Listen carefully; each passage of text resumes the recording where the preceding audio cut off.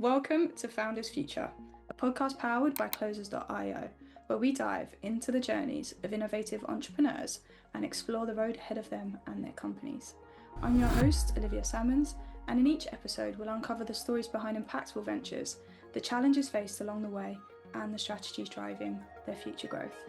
Today I'm very excited to be joined by Janice Cummings, the founder of Embrace the Best You, a personal development and coaching platform dedicated to helping people reconnect with who they are, strengthen self-confidence, and step into the fullest version of themselves, both personally and professionally.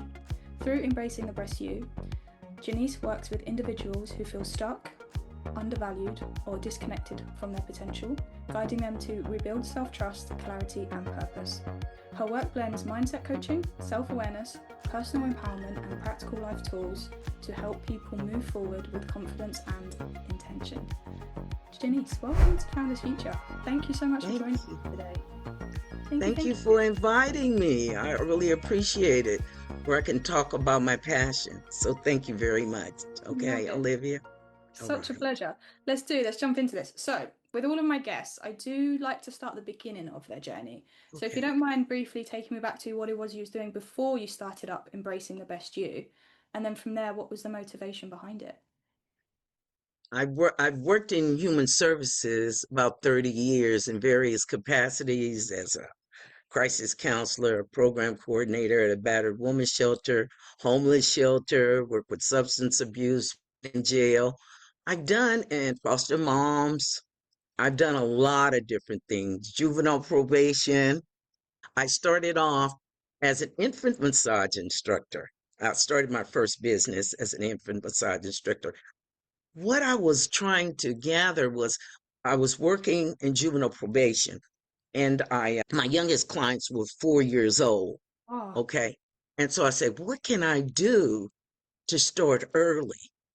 So I came up with the idea of teaching parents and caregivers how to massage their babies as a way to connect. So I did that. And from there, I was still working in human services. I've always worked in human services. And from there, I worked as a program coordinator for a battered women's shelter. And actually, I didn't really know I was going to be doing this. It's not like I came up with a business plan or idea, but I was led by God to do this because I'm spiritual. And everywhere I turned, I kept running into it. yeah. So it's okay. I guess I better do it because it's not going to go away. So that's how I actually started. And then I worked through my own stuff during the process as well. Yeah, I love that. And I love the fact that you just, as you say, it just came upon you. It was like, okay, if this is the path I'm going to take, I will take it. We'll ride I this got wave. to take it. I love It's it. not So going to cool. go away. So let me just dive in. Beautiful Yes. stuff. And let's dive into the business a little bit more then. So, when it comes to embracing the best you, who would you say is your ideal client? Who do you really love to work with? And then from there, how is it you help them and how do you support them along that journey? I work with women that are ready for change. They may not know what it is, but they don't like the way their life is going. Yeah. That's my ideal client. And she's single. She's a professional woman because that's where the gap is to me. Is single professional women were being underserved. Yeah. Yeah, the crisis and survival mode were the resources. So I saw that gap. And once I identified the problem between survival and wholeness, I needed to develop a bridge. And addressing that gap, I had to make some pivots in the process. I think all the best founders end up doing that anyway because you jump into that and then things change and you realize things. As you say, you analyze the process, you see what's going on, and you just make that pivot to continue the progression forward. It's a really good time. Yes. So so then how is it that you support them along that journey? How is it that you get women really ready to embrace that change? I start them to believe that they deserve it, that they're worthy. Yeah. Yeah, because from my experience, I grew up in a domestic violence environment and I never felt worthy. I never Mm. felt like I deserved anything. And how I help them is by helping them reclaim their voice. They lost it. Mm. They lost it because they kept adapting and changing to fit everybody's model. Yeah, so really And like the people pleasers adapting to society, and we need to, as you say, put ourselves first and find out where we need to go. Look within to look without. uh-huh. Does And it that was work? based on guilt. Okay. Guilt because most of them were programmed that their feelings were last. So I bring that back to the forefront and work with them on you're somebody. You deserve the best. So let's go for it. Let's go for it. So those are the kind of clients I enjoy working with because they're ready. They're ready Yeah. for change. Yeah. And I think that's a big key to it as well, because of any form of coaching, you have to be ready to embrace the journey, because it is a lot of looking within, it's a lot of trust given to you, Janice, as well, to work with somebody on that kind of personal level as well. So the fact they're ready Yes. and eager and keen to change is a beautiful sign. And what is it like to work with you? So is this more like on a one-to-one level, or is it like maybe a group session as well? I do one to one. I do groups. I do education in companies around toxicity in the Wow. workplace because toxicity is all around us. But one thing I do know is when a woman changes, she changes the next generation. She really does. It ripples down. It changes the community. It changes the children. It just makes such a big impact. Amazing. And when it comes to acquiring your customers as well, obviously we've already mentioned that it's a big thing that they have to be ready, they have to be that certain kind of person. So how do you go about finding that right person to work with? What channels, what methods are you really finding most effective in Well, getting? I'm relationship based and I Okay, don't, cool. uh-huh. And I don't tell them what to do because single professional women, they don't want to be fixed. They just want clarity around what's going on with them and direction. So I don't give that to them. I don't, you need to leave, you need to do this, you need to do that. I don't use that approach. I just Okay, lay back and start them to begin to see the value in themselves. amazing. As you say, like letting them see that for themselves. And how is it? So, like in terms of the team behind you as well, are you still a solopreneur after this time? And will you Yeah, work I'm a with your own coach? soulpreneur right now. How are you Yes. how are you finding that? Obviously managing all those Well, tasks, putting out the well, fires. it's challenging. It's very challenging. And that's not my long range goal, trust me, because that's just to get it started because in the long run, I hope to be able to certify people Private coaches, yeah. in this field because it's a field that hasn't been really worked with.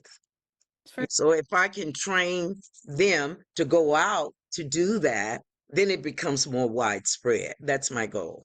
yeah, so the one to many impact, just really helping as many people as possible, or as many women as possible. Right. And then would you like to maybe have a team of coaches yourself, or is this more so that other coaches can then go out and practice in their own practices and in their own environment as well? I like to have a team of marketing because I know very little about marketing. It's not my thing. But because I come from a service based Yeah. Mhm. background, I didn't have to find them. And that's one of the challenges is the marketing. But when I expand, I'm going to have separate people do all of this, not just me. Love it. We're gonna have a team. We're gonna have a team of leaders helping it. And then when you think of that, Janice, like when you think of the next steps you're gonna take in the business, like what do the next 6 to 12 months have in store for you? What is that end vision that you think about? The next months, expanding the marketing, building a team where this work can be divided.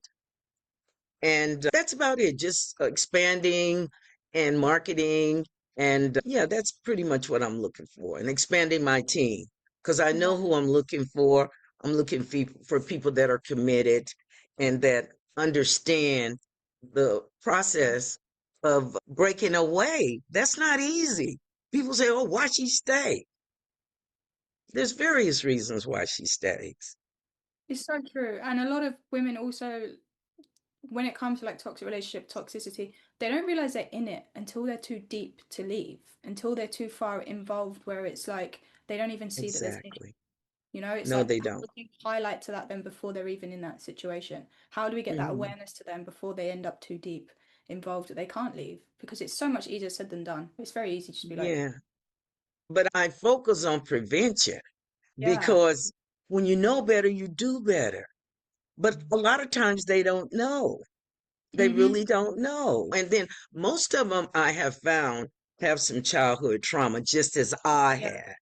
I worked through mine. I did a lot of healing. I went to therapy and I wrote a book of poems.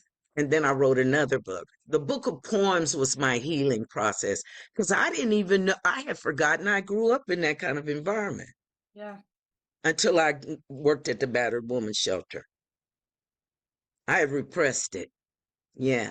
And then I came into my voice and I could talk around not the wound, but how I had gotten over it. Yeah. yeah. It's almost a process of owning it. It's not Exactly. why people suppress it or they push it back in their memory or they don't ever flag it up. It's because they don't want it to be a part of themselves. They don't want it to be associated with them. So I feel like as soon as you own everything, you own the trauma, you just accept it, you love it, you give that little Yes. girl inside of you a big hug.